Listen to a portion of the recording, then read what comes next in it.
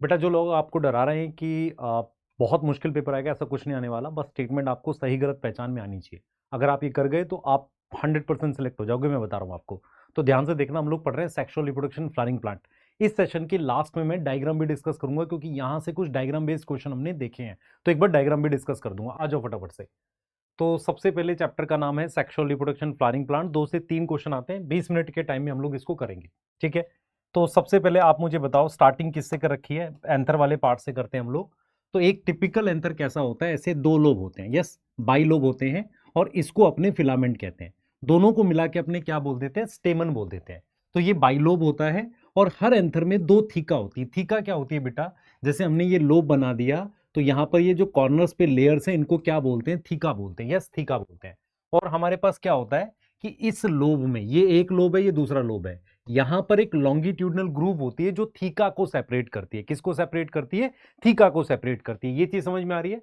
तो दूसरी चीज क्या है बेटा? ये हमारे पास फिलामेंट है, इसका ये प्रॉक्सिमल एंड है, और ये अटैच होता है किस पे? या तो थैलेमस पे अटैच होता है या पेटल पे। थैलेमस पे तो नॉर्मली अटैच होता है, और पेटल पे अटैच होता है सोलेनेसी में। याद हो गया? ठीक है। अब आते हैं बेटा हम इसके स्ट्रक्चर पे। तो ये ट्रांसफर सेक्शन बना हुआ है किसका? एक यंग एंथर का, ठीक है। यंग एंथर का ट्रांसफर सेक्शन है।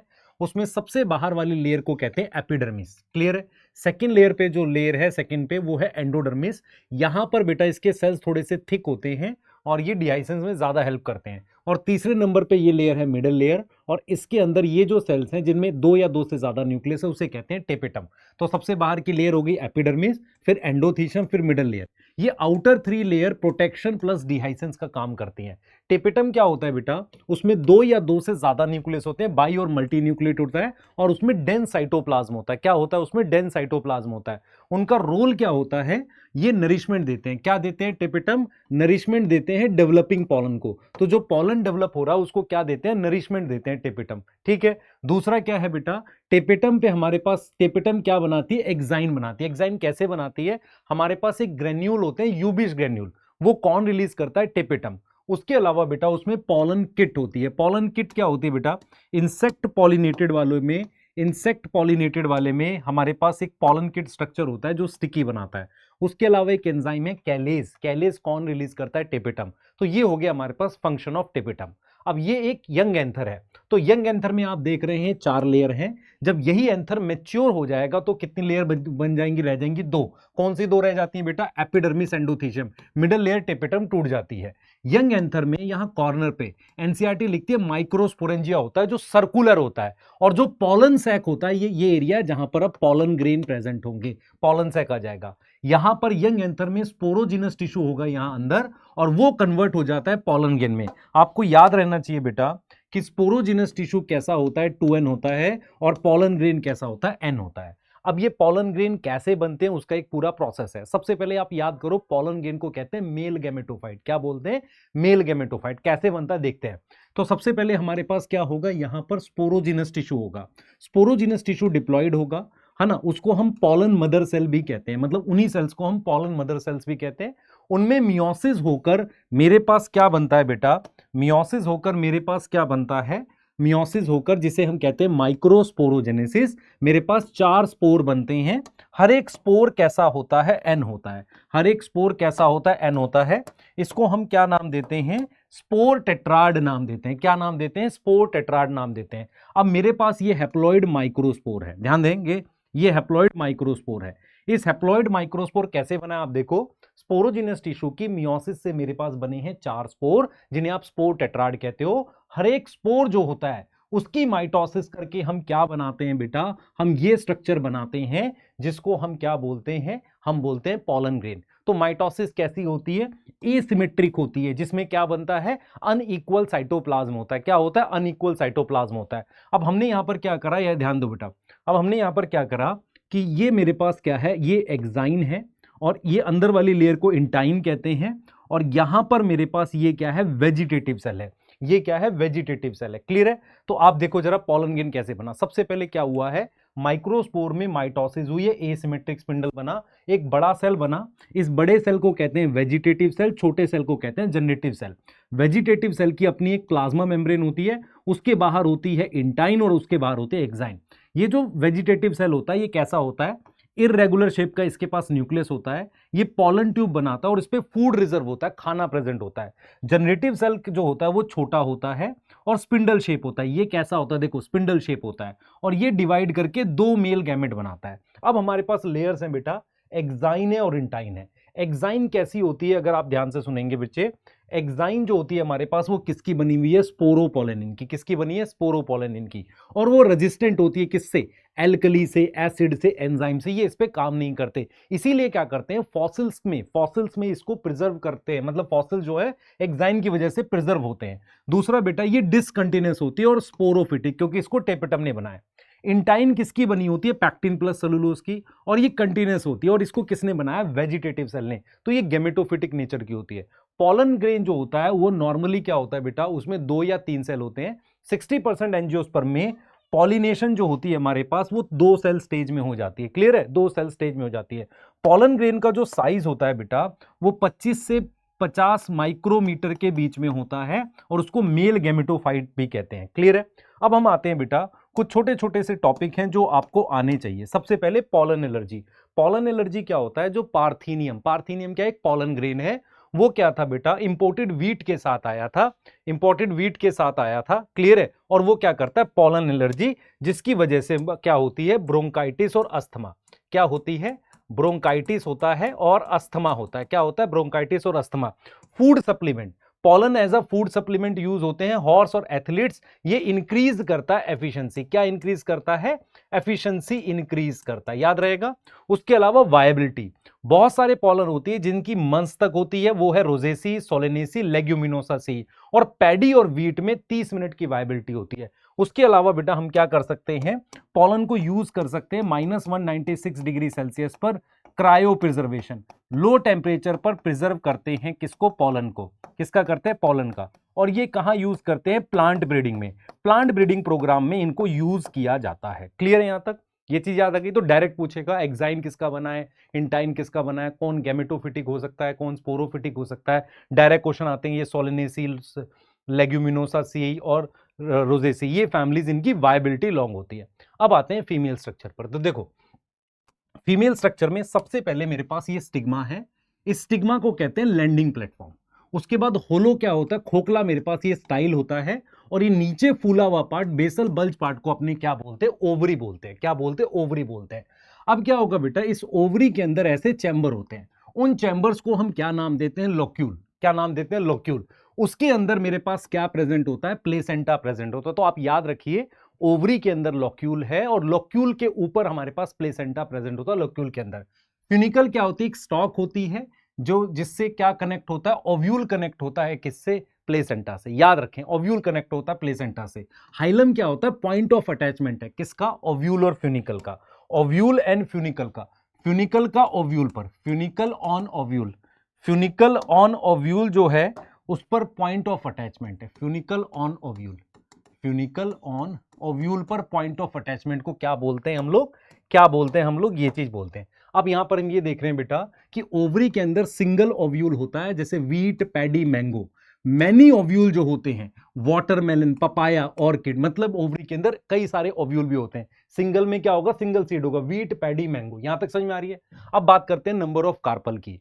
मोनोकार्पलरी पी और वीट में होता है, फेबेसी मोनोकार्पलरी होती है, और गेहूं, मैंगो भी मोनोकार्पलरी होते हैं। अगर 2 कार्पल है तो टोमेटो और मस्टर्ड में हो सकता है।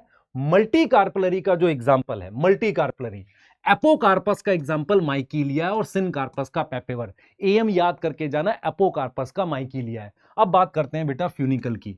फ्यूनिकल एक स्टॉक होता है जो कनेक्ट करता है किसको, जो अटैच करता है किसको, ओव्यूल को प्लेसेंटा से, ओव्यूल टू प्लेसेंटा। फिर हमने आपको बता दिया हाइलम क्या है, पॉइंट ऑफ अटैचमेंट है। उसके अलावा हमारे पास ये क्या होता है, माइक्रोपाइल, वो हम देख लेते हैं।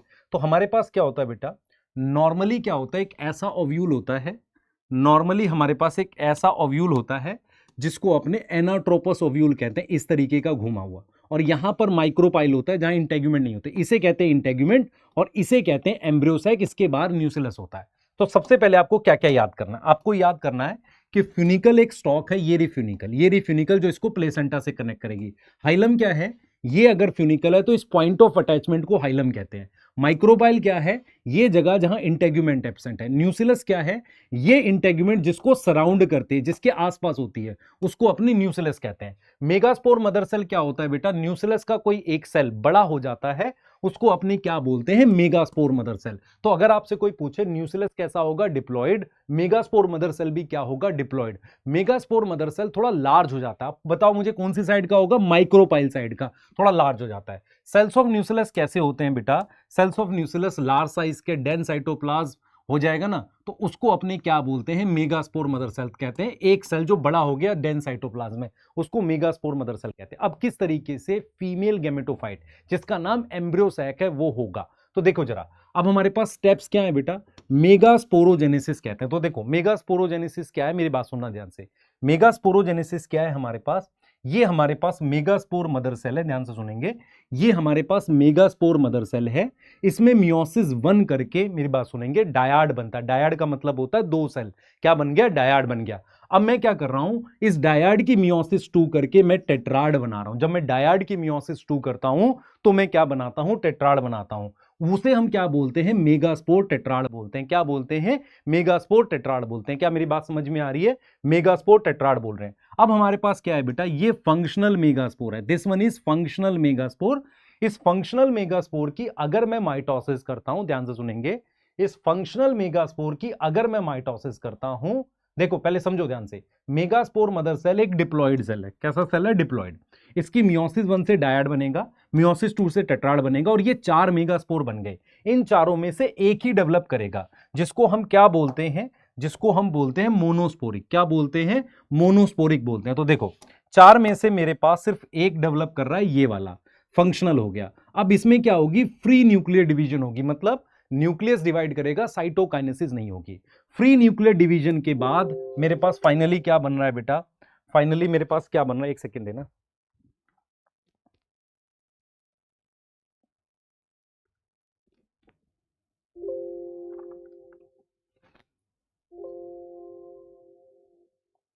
ठीक है, फाइनली मेरे पास क्या बन रहा है बच्चे? पहले फ्री न्यूक्लियर के बाद 2 न्यूक्लियस, 4 न्यूक्लियस, 8 न्यूक्लियस बन गए। और साइटोकाइनेसिस कितनी हो रही है? याद करिए, कितनी साइटोकाइनेसिस होगी? 6 वॉल बनती है, 6 वॉल बनेगी। 6 साइटोकाइनेसिस के बाद ये 7 सेल और 8 न्यूक्लियाई का स्ट्रक्चर आ गया। 7 सेल 8 न्यूक्लियाई का स्ट्रक्चर आ गया, जिसको अपने एम्ब्रियो सैक या फीमेल गेमेटोफाइट कहते हैं। अब इनमें कौन कौन से सेल होते हैं? देखो, ये एंटीपोडल है, ये लार्जर सेल है, सेंट्रल सेल, ये पोलर न्यूक्लियाई है। इन दोनों को सिनर्जिड कहते हैं, या सेलुलर थिकनिंग होती है जिसे फिलीफॉर्म अपरेटस कहते हैं। और बीच में ये एग सेल है। क्लियर है? तो एग अपरेटस किसे कहते हैं? ये 2 सिनर्जिड और एक बीच में एग सेल को एग अपरेटस कहते हैं। सिनर्जिड्स कितने हैं बेटा? 1 2, ये 2 सिनर्जिड है, बीच में एग सेल है। क्लियर है? सही है। अब ये जो है मेरे पास फिलीफॉर्म अपरेटस, ये क्या करता है? ये गाइड करता है एंट्री ऑफ पॉलन ट्यूब। कहां पर? माइक्रोपाइलर एंड से, किसके अंदर? सिनर्जिड्स के अंदर। तो सिनर्जिड के अंदर पॉलन ट्यूब गैमेट रिलीज करती है, उसको गाइड कौन करता है? वो सेलुलर थिकनिंग जो इसमें सिनर्जिड में होती है। अब ओव्यूल को हमने क्या बोला? मेगास्पोरेंजियम। ओव्यूल का एक और नाम क्या होता है? मेगास्पोरेंजियम। इसका एक और नाम क्या होता है? फीमेल गेमेटोफाइट, एम्ब्रियो सैक का फीमेल गेमेटोफाइट। एंटीपोडल 3 होते हैं, हैप्लॉइड होते हैं 3 होते हैं, चैलेंजर एंड पर होते हैं। सेंट्रल सेल सबसे बड़ा सेल होता है, उस पे 2 पोलर न्यूक्लियाई होते हैं। सिनर्जिड कितने होते हैं? 2 हैप्लॉइड है। और इनके पास क्या होते हैं? फिलीफॉर्म अपरेटस, जो एक तरह की क्या है बेटा? एक तरह की सेलुलर थिकनिंग है। क्या है?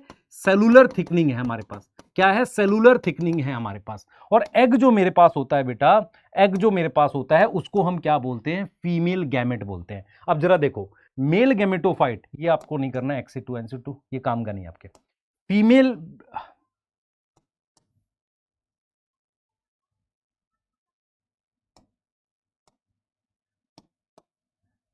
देखिए बेटा, मेल गेमेटोफाइट हैप्लॉइड है, फीमेल गेमेटोफाइट भी हैप्लॉइड है।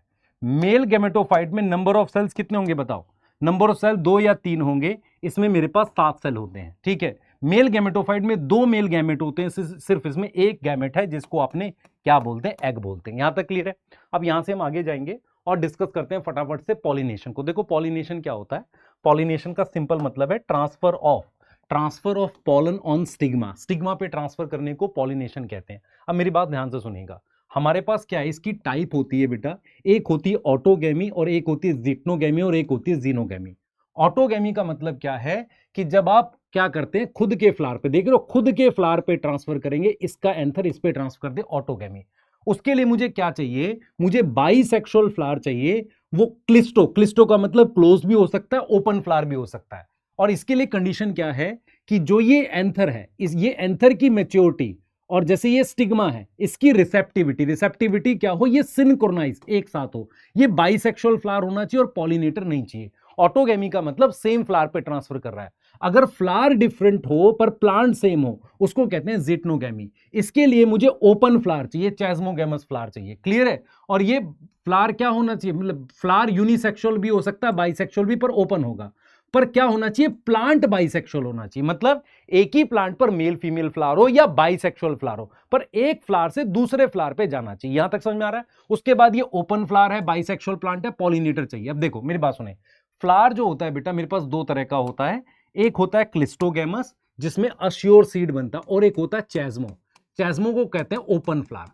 मेरे पास वायोला, कॉमेलिना और ऑक्जेलिस, इनके पास क्लिस्टो और चैस्मो दोनों तरह के फ्लावर होते हैं। यस, वायोला, कॉमेलिना और ऑक्जेलिस। अब देखो ध्यान से, ऑटोगैमी का मतलब सेम फ्लावर, जिटनोगैमी का मतलब different flower same plant, xenogamy का मतलब अलग से प्लांट। जिटनोगैमी के लिए क्या बोलते हैं कि ये फंक्शनली ऑटोगैमी है, और क्या बेटा, और जेनेटिकली, सॉरी, फंक्शनली जीनोगैमी है, और जेनेटिकली ऑटोगैमी है। अब इसमें क्या है, मुझे बाइसेक्सुअल फ्लावर में भी हो सकता है, यूनिसेक्सुअल में, यूनिसेक्सुअल प्लांट में, पर इसमें मुझे पॉलिनेटर चाहिए, और सबसे ज्यादा वेरिएशन जीनोगैमी में बनती है। किसमें बनती है, जीनोगैमी में। तो जिटनो और जीनो में मुझे क्या चाहिए, पॉलिनेटर चाहिए। अब आ जाओ जरा, पॉलिनेटिंग एजेंट कौन से होते हैं जो पॉलिनेशन में हेल्प करते हैं, वो एबायोटिक भी हो सकते हैं, बायोटिक भी हो सकते हैं। सबसे पहले दिमाग में बिठाओ, ज्यादा कौन से होते हैं, बायोटिक।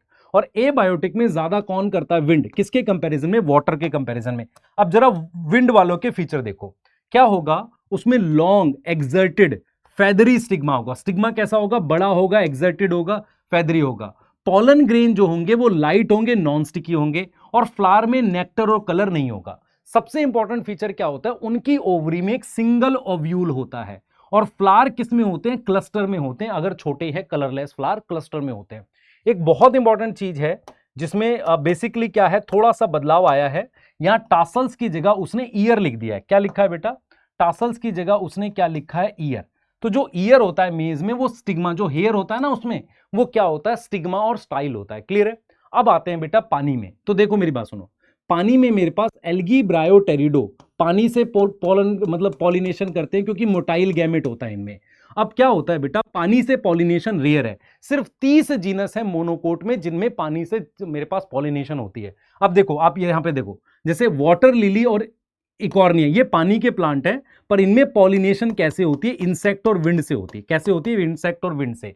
अब मेरे पास सिर्फ 30 जीनस है, तो उनमें से एक है वेलिस्नेरिया और हाइड्रिला। इनका जो पॉलन होता है वो सरफेस पर होता है, और सरफेस से वो जाकर पॉलिनेट करता है। फीमेल फ्लावर एक लॉन्ग स्टॉक से, फीमेल फ्लावर जो है एक लॉन्ग स्टॉक से सरफेस पे आ जाता है, उसमें जाके गिर जाता है। क्लियर है। जॉस्टेरा जो है उसमें पॉलिनेशन अंडर वाटर होती है, और उसका जो पॉलन होता है रिबन शेप और लॉन्ग होता है, लॉन्ग और रिबन शेप होता है। म्यूसिलेज की कवरिंग इसमें भी होगी, इसमें भी। इससे क्या होता है बेटा, अनवेटेबल हो जाता है। अनवेटेबल का मतलब होता है पॉलन गीला नहीं होगा। क्लियर है, ये पानी को लेके हो गया।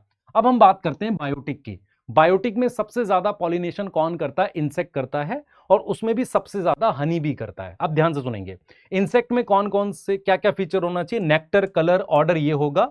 Moth, beetle, honey bee, butterfly, wasp और एंट, ये एग्जांपल है। बैट वाले को कहते हैं कायरेप्ट्रोफिली, बर्ड वाले को कहते हैं ऑर्निथोफिली। इसमें आते हैं हमिंग बर्ड और सनबर्ड, ये दो बर्ड है जो पॉलिनेशन करते हैं ऐसे। अब देखो अदर क्या एग्जांपल है, गैको लिजर्ड, लेम्यूर, मैमल और आर्बोरियल, वो चूहे जो पेड़ के आसपास रहते हैं, ये बायोटिक के और एग्जांपल है। बायोटिक वालों में फाउल ऑर्डर है ना, फाउल ऑर्डर किस कौन पॉलिनेट करता है, फ्लाइज एंड बीटल। अब याद रखना बेटा, बर्ड और बैट में डिफरेंस होता है। इनका बर्ड वाले का कलर ब्राइट होता है और बैट वाले में स्ट्रॉन्ग स्मेल होती है। क्लियर। आगे चलते हैं, आगे चलते हैं। अब यहां पे बात करते हैं बेटा, हम बात करते हैं रिवॉर्ड्स फॉर पॉलिनेटर। अब रिवॉर्ड्स फॉर पॉलिनेटर क्यों चाहिए, क्योंकि पॉलिनेशन लगातार चलाने के लिए उसको पॉलिनेटर को कुछ देना पड़ेगा। उसमें सबसे पहला रिवॉर्ड होता है नेक्टर एडिबल है या एडिबल पॉलन है, ये दोनों एक रिवॉर्ड होते हैं। ये दोनों क्या होते हैं, एक रिवॉर्ड होते हैं। उसके बाद क्या है बेटा, मेरे पास स्पेस फॉर एग लेइंग। अमोर्फोफेलिस एक 6 फीट का प्लांट है जिसके फ्लावर 6 फीट का फ्लावर है, जिसमें एग ले करने का स्पेस होता है। उसके अलावा यूका प्लांट और मॉथ के बीच का एसोसिएशन ऑब्लिगेटरी है।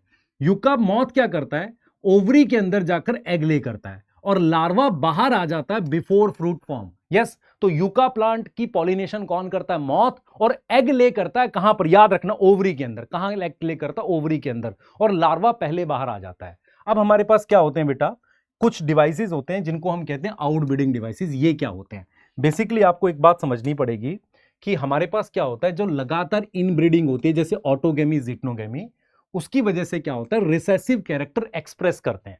जब रिसेसिव कैरेक्टर एक्सप्रेस करते हैं तो हार्मफुल कैरेक्टर रिसेसिव होते हैं, याद करो इसे। उससे ये क्या होगा, हमें क्या करना पड़ेगा, ऑटोगेमी और जिटनोगेमी को बचाना पड़ेगा। तो इन आउटब्रीडिंग डिवाइसेस क्या है, वो सारे तरीके हैं जो बेसिकली क्या करते हैं बेटा, जो बेसिकली क्या करते हैं, ऑटोगेमी और जिटनोगेमी से बचाते हैं। जैसे मान लो सबसे पहला तरीका, एंथर और स्टिग्मा सेम टाइम पे मैच्योर ना हो, फ्लावर यूनिसेक्सुअल हो। आप समझ में आ रहा है, यूनिसेक्सुअल फ्लावर। अब यूनिसेक्सुअल फ्लावर में क्या होता है, जो कैस्टर और मेज होते हैं इनका प्लांट बाइसेक्सुअल होता है। इनका क्या है, प्लांट बाइसेक्सुअल है। यदि प्लांट बाइसेक्सुअल है तो ये क्या करते हैं, ये ऑटोगेमी तो प्रिवेंट करते हैं पर जिटनोगेमी प्रिवेंट नहीं करते। तो पहला हो गया एंथर और स्टिग्मा सिंक्रोनाइज नहीं है। दूसरा हमने लिख दिया यूनिसेक्सुअल फ्लावर। तीसरा हमने लिख दिया एंथर और स्टिग्मा की पोजीशन दूर दूर है। फोर्थ जो बहुत इंपॉर्टेंट है उसे कहते हैं सेल्फ इनकम्पैटिबिलिटी। उसका मतलब होता है खुद का पॉलन रिजेक्ट हो गया, सेम प्लांट के पॉलन को रिजेक्ट कर देते हैं। इसका मतलब सेल्फ इनकम्पैटिबिलिटी ऑटोगेमी प्रिवेंट करती है, जिटनोगेमी और ऑटोगेमी दोनों प्रिवेंट करती है। मतलब सेम जीनोटाइप के पॉलन को रिजेक्ट कर देना, यस, उस प्लांट के पॉलन को रिजेक्ट कर देना, उसको कहते हैं सेल्फ इनकम्पैटिबिलिटी। अब आते हैं बेटा pollen pistol interaction. Pollen pistol interaction क्या होता है, एक बार पॉलन स्टिग्मा पे गिर गया, वहां से लेके एंट्री ऑफ पॉलन ट्यूब के सारे इवेंट को पॉलन पिस्टल इंटरेक्शन कहते हैं। पॉलन एक बार स्टिग्मा के पार गिरने के बाद रिजेक्ट हो सकता है अगर अलग स्पीशीज का हो या सेल्फ इनकम्पेटिबल हो। एक्सेप्ट कब होगा, जब कंपेटिबल और सेम स्पीशीज का हो, वो पॉलन ट्यूब बनाता है। वो क्या है, पॉलन ट्यूब बनाता है। क्या पॉलन ट्यूब बनाने के बाद भी रिजेक्ट हो सकता है, यस। अब देखो all event pollen on stigma से एंट्री ऑफ पॉलन ट्यूब तक। सबसे पहले क्या हो गया, पॉलन ऑन स्टिग्मा हो गया, फर्स्ट ये हो गया पॉलन ऑन स्टिग्मा। दूसरा हो गया पॉलन ट्यूब स्टाइल में। स्टाइल कैसा होता है, नॉर्मली होलो होता है मोस्टली। सॉलिड स्टाइल में एक जगह होती है ट्रांसमिशन टिश्यू जहां से पॉलन ट्यूब निकल जाती है। जब पॉलन ट्यूब किस में आती है बेटा, ओवरी में आती है। तो आपको एक चीज और ध्यान रखना है बच्चे यहां पर, कि हमारे पास जो पॉलन जर्मिनेट करता है ना, यहां पर देखो पॉलन ऑन स्टिग्मा ये जर्मिनेट कर गया। जब वो जर्मिनेट करता है तो पॉलन ट्यूब इंटाइन से बाहर आती है, और कहां से बाहर आती है, जर्म पोर से बाहर आती है, यस। और उसमें क्या होता है, वेजिटेटिव न्यूक्लियस जो है वो आ जाता है किसमें, ये वेजिटेटिव न्यूक्लियस आ जाता है किसमें, पॉलन ट्यूब में। अगर पॉलिनेशन 2 सेल स्टेज में हुई है तो एक वेजिटेटिव का न्यूक्लियस होता है, एक जनरेटिव सेल का न्यूक्लियस होता है। अब ये न्यूक्लियस जो है ये डिवाइड करके 2 मेल गैमेट बनाता है स्टिग्मा में। अगर पॉलिनेशन 3 सेल स्टेज में हुई है तो स्टार्टिंग से एक वेजिटेटिव सेल का न्यूक्लियस और 2 मेल गैमेट स्टार्टिंग से होते हैं। ये ध्यान रखना, 60% में 2 सेल स्टेज में होती है। इसका मतलब जो मेल गैमेट बनता है वो पॉलन ट्यूब में, स्टिग्मा में बनता है। उसके बाद वो ग्रो कर गई और ओवरी में आ गई। Before entry of pollen tube vegetative cell का न्यूक्लियस खत्म हो जाता है और दोनों मेल गैमेट कहां रिलीज होते हैं, सिनर्जिड में रिलीज होते हैं। कहां रिलीज होते हैं, सिनर्जिड में। किसकी हेल्प से, help by filiform apparatus. Filiform apparatus की हेल्प से वो रिलीज हो जाते हैं। अब इमैस्कुलेशन क्या होता है बेटा, जब आप एंथर रिमूव कर देते हो उसको कहते हैं इमैस्कुलेशन। बैगिंग का मतलब होता है आप बटर पेपर से स्टिग्मा को कवर करते हो, स्टिग्मा को कवर करते हो बटर पेपर से, उसको कहते हैं बैगिंग। अब मेरी बात सुनो, यूनिसेक्सुअल फ्लावर होगा उसमें एंथर निकालने की जरूरत नहीं है, सिर्फ बैगिंग की जाती है। सिर्फ क्या की जाती है, बैगिंग। ये वाला प्रोसेस कहां यूज होता है, ये सब यूज होते हैं आर्टिफिशियल हाइब्रिडाइजेशन में। कहां यूज होते हैं, आर्टिफिशियल हाइब्रिडाइजेशन में यूज होते हैं। आगे आ जाते हैं फटाफट से। अब इसमें देख लेते हैं बेटा, हमारे पास नेक्स्ट हमारे पास क्या है, नेक्स्ट हमारे पास है ये देखो फर्टिलाइजेशन क्या होती है। जब मेल गैमेट कहां रिलीज हुआ है, रिलीज हुआ है सिनर्जिड में, वो मूव करता है, उनमें से एक गैमेट जाता है एग सेल में, दूसरा जाता है सेंट्रल सेल में। एग सेल में मेल गैमेट फ्यूज करके करता है सिनगैमी, उसका रिजल्ट क्या है, जाइगोट। तो एक मेल गैमेट जो सिनर्जिड में था वो चला गया कहां पर, एग सेल के पास, और फ्यूज करके सिनगैमी करके जाइगोट बना रहा है। दूसरा मेल गैमेट सेंट्रल सेल में चला गया और फ्यूज किया 2 पोलर न्यूक्लियस के साथ मेल गैमेट। उसको हम क्या बोलते हैं बेटा, उसको हम बोलते हैं ट्रिपल फ्यूजन। और उससे हमारे पास क्या बनता है, पीईएन, प्राइमरी एंडोस्पर्म न्यूक्लियस। अब इधर देखिए बेटा, सिनगैमी और ट्रिपल फ्यूजन दोनों कहां हो रही है, एम्ब्रियो सैक के अंदर, उसको हम कहते हैं डबल फर्टिलाइजेशन। 3n जो होता है मेरे पास, 3n क्या है, ये प्राइमरी एंडोस्पर्म सेल है। मतलब क्या, जो सेंट्रल सेल था वो बन जाता है प्राइमरी एंडोस्पर्म सेल, क्लियर है। और मेरे पास जो जाइगोट है वो 2n है, क्लियर है। आफ्टर फर्टिलाइजेशन, ध्यान से सुनेंगे, आफ्टर फर्टिलाइजेशन हमारे पास क्या होगा बच्चे, आफ्टर फर्टिलाइजेशन एम्ब्रियो सैक में सिर्फ 2 सेल होंगे, एक होगा जाइगोट और एक होगा प्राइमरी एंडोस्पर्म सेल। जो सेंट्रल सेल था वो बन जाता है प्राइमरी एंडोस्पर्म सेल, और उसके न्यूक्लियस को हम क्या बोलते हैं, ये न्यूक्लियस है, उसके न्यूक्लियस को हम क्या बोलते हैं, पीएन। इसका मतलब एम्ब्रियो सैक में अब 2 ही सेल रह गए, एक ये बड़े वाले सेल को हम न्यूक्लियस को पीएन कह रहे हैं, और इसके अलावा मेरे पास एक जाइगोट रह जाएगा, ये क्लियर है। अब आगे बढ़ते हैं। देखो, फर्टिलाइजेशन के बाद प्राइमरी एंडोस्पर्म डिवाइड करता है। क्यों करता है बेटा ये सेल, क्योंकि जाइगोट के डिवाइड करने से पहले मेरे पास प्राइमरी एंडोस्पर्म सेल का सेल डिवाइड करना चाहिए, थोड़ा बहुत अमाउंट ऑफ एंडोस्पर्म बनना चाहिए, इससे पहले जाइगोट डिवाइड करे। क्या ये वाली बात समझ में आ रही है, ये वाली बात समझ में आ रही है। अब आगे आ जाओ, एंडोस्पर्म की डेवलपमेंट कैसे होती है। एंडोस्पर्म किससे बनता है, उस ट्रिप्लॉइड सेल से, जो इसे कहते हैं प्राइमरी एंडोस्पर्म सेल। उस ट्रिप्लॉइड सेल की माइटोसिस होती है। कैसे होगी, प्राइमरी एंडोस्पर्म सेल की माइटोसिस होगी, उसे हम कहते हैं फ्री न्यूक्लियर डिवीजन। उसमें क्या होगा, पहले पहले थोड़ा सा न्यूक्लियस डिवाइड हो जाएगा, फिर साइटोप्लाज्म डिवाइड करेगा। एनसीईआरटी कहती है फ्री न्यूक्लियर डिवीजन एक तो यहां होती है, और दूसरा एम्ब्रियो सैक की डेवलपमेंट के टाइम पर भी होती है, क्लियर है। यहां पर क्या होता है, नंबर ऑफ न्यूक्लियाई वेरिएबल होते हैं, वहां फिक्स थे 8 में ही वो फिर वो होगा सेलुलाइजेशन। यहां पर क्या है, वेरिएबल है। कोकोनट वाटर जो है वो एक फ्री न्यूक्लियर एंडोस्पर्म है। जो कोकोनट एडिबल पार्ट है उसको हम क्या बोलते हैं, सेलुलर एंडोस्पर्म बोलते हैं, उसको हम क्या बोलते हैं, सेलुलर एंडोस्पर्म बोलते हैं, क्लियर है कि नहीं। अब मैं आपको बात करता हूं एम्ब्रियोजेनी। अगर मैं आपको बात करता हूं एम्ब्रियोजेनी, तो एम्ब्रियोजेनी क्या होती है बेटा, एम्ब्रियोजेनी का मतलब होता है कि किस तरीके से एम्ब्रियो डेवलपमेंट होती है। तो सम अमाउंट ऑफ एंडोस्पर्म जो है हमारे पास वो पहले से बन जाता है, कुछ अमाउंट ऑफ एंडोस्पर्म हमारे पास पहले से बन जाता है, उसके बाद जाइगोट डिवाइड करता है। जाइगोट डिवाइड करके 2 सेल बनाता है, उसमें से एक बड़ा एक छोटा होता है, फिर उससे जो बड़े सेल है उससे सस्पेंसर बनता है। जो एक बड़ा सेल है मेरे पास, ध्यान देंगे, मेरे पास एक बड़ा एक छोटा सेल है, इस बड़े वाले सेल से सस्पेंसर बन जाता है। छोटे वाले सेल जिसे एम्ब्रियो सेल कहते हैं, ये वाला एम्ब्रियो सेल है, इस एम्ब्रियो सेल से फिर आगे की चीजें बनेंगी।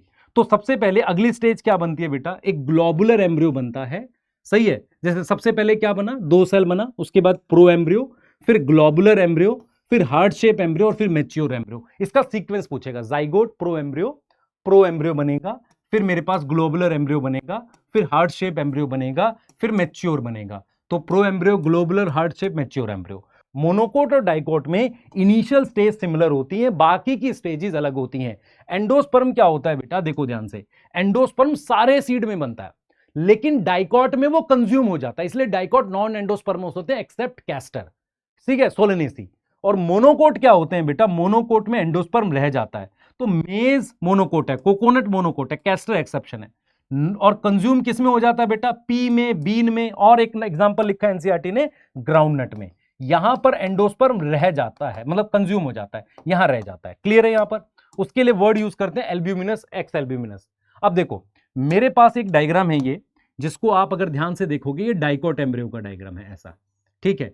यहां से लेकर यहां तक एम्ब्रियोनल एक्सिस, ये जो लाइन है ना, इसको कहते हैं पॉइंट, ये इसको कहते हैं point of attachment of cotyledon. तो देखो एम्ब्रियोनल एक्सिस क्या होता है, एम्ब्रियोनल एक्सिस बना हुआ है किसका, देखो एम्ब्रियो क्या होता है, एम्ब्रियो 2 चीजों का बना है, एक बना है एम्ब्रियोनल एक्सिस का, दूसरा बना है कॉटलिडन का।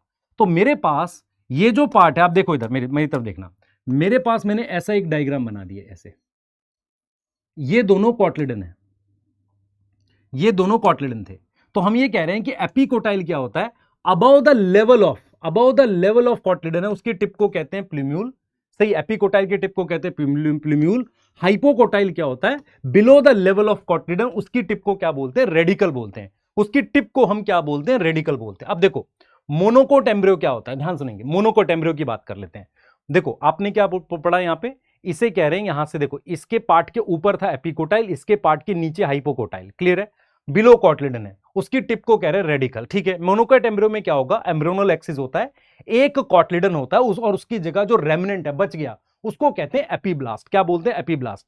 ग्रास फैमिली में कॉटलिडन शिल्ड शेप का होता है, उसे कहते हैं स्क्यूटेलम। क्या बोलेंगे, स्क्यूटेलम। अब क्या होता है बेटा, हमारे पास जैसे हम मेज का सीड बनाते हैं, यहां पर ये एंडोस्पर्म है, यहां पर एम्ब्रियोनल एक्सिस है, यहां पर ऐसे कोलियोप्टाइल बनता है और ये कोलियोरिजा। कोलियोप्टाइल क्या होता है? एक हॉलो स्ट्रक्चर होता है जो प्ल्यूम्यूल को सराउंड करता है। कोलियोरिजा क्या होता है? इसको क्या बोलते हैं? इसको बोलते हैं कोलियोप्टाइल। क्या वो है? ये कोलियोप्टाइल है।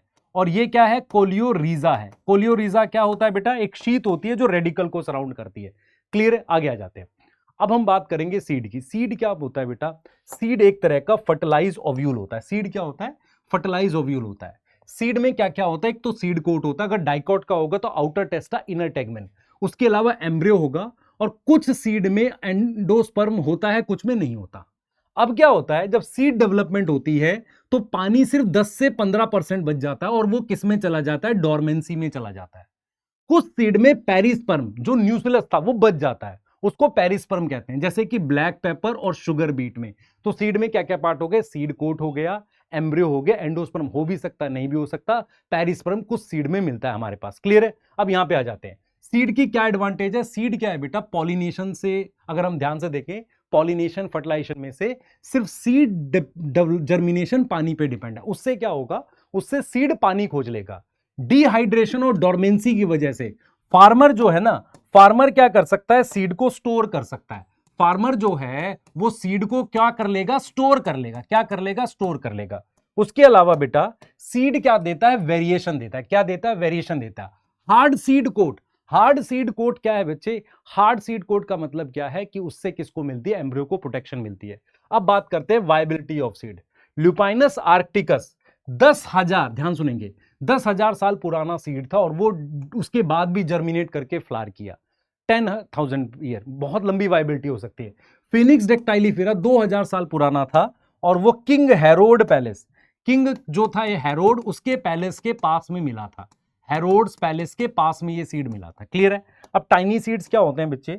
कुछ प्लांट्स के पास बहुत छोटे छोटे सीड्स होते हैं, striga, orobanche, orchid, large number of tiny seeds होते हैं। इनमें से ये दो प्लांट जो हैं ये पैरासिटिक भी हैं। ये कैसे हैं? पैरासिटिक होते हैं। क्लियर है? ये पैरासिटिक होते हैं।